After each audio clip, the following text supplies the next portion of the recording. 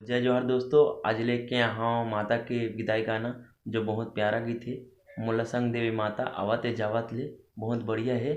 और संग में एक एडिटिंग घलो बता दूँ तो देख लूँ।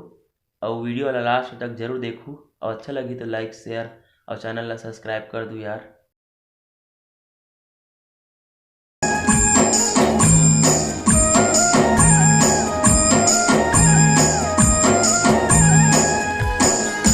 मोला संग दे बिदाई आवत जावत ले हाँ। मोला संग दे माता आवत जावत ले हाँ।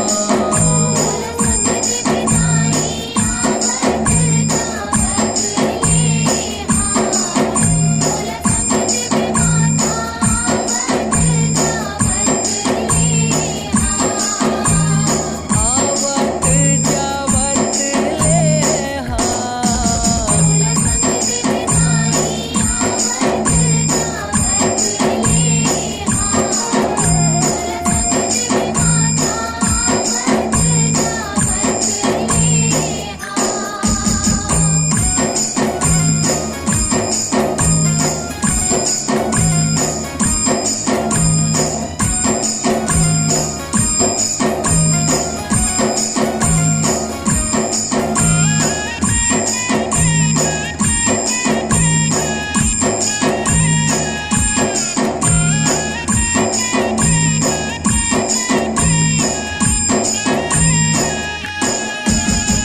जय देवी दुर्गा महामाई मैहर शारदा माई। मैहर शारदा माई मैहर शारदा माई। कलकत्ता के काली माई संबलपुर समलाई। संबलपुर समलाई संबलपुर समलाई।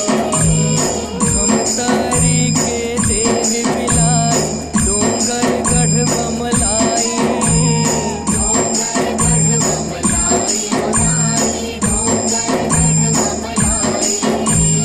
खैरागढ़ के दंतेश्वरी माता आवत जावत ले हाँ।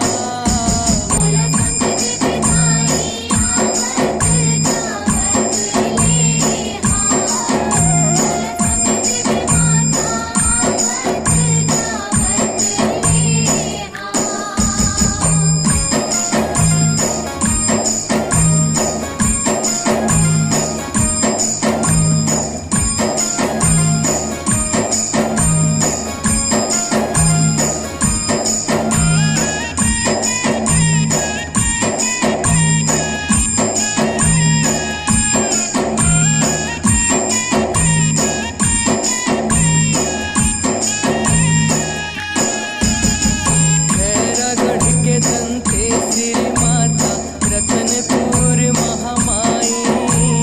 रतनपुर महामाई रतनपुर महामाई।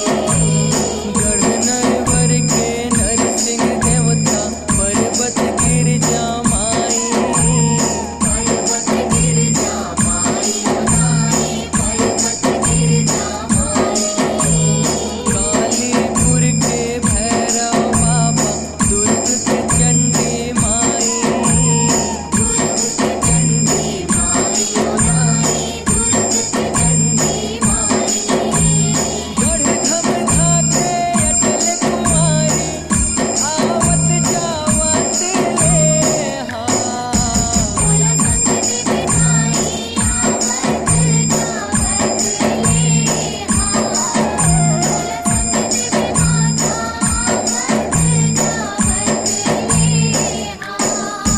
देख लेते हैं सभी के पहले इंस्ट्रूमेंट सीधा चौथा से क्योंकि चौथा पांचवा छठवा सातवां और आठवां का प्रयोग किया हूँ।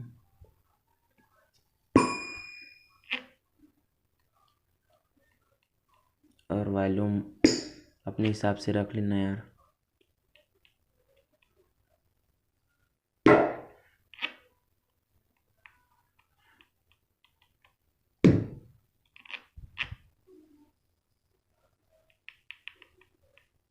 अंदर का एडिटिंग।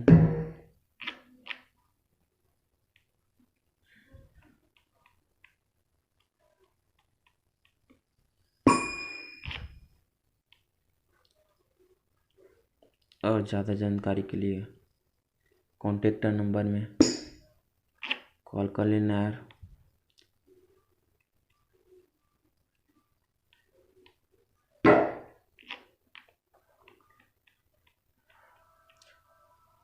नया हो वो चैनल को सब्सक्राइब कर लेना। तो ये सॉन्ग कैसे लगी आप मन ला कमेंट में जरूर बताओ, और अच्छा लगी तो लाइक शेयर और चैनल ला सब्सक्राइब कर दो यार। तब तक के लिए जय जोहार, जय छत्तीसगढ़।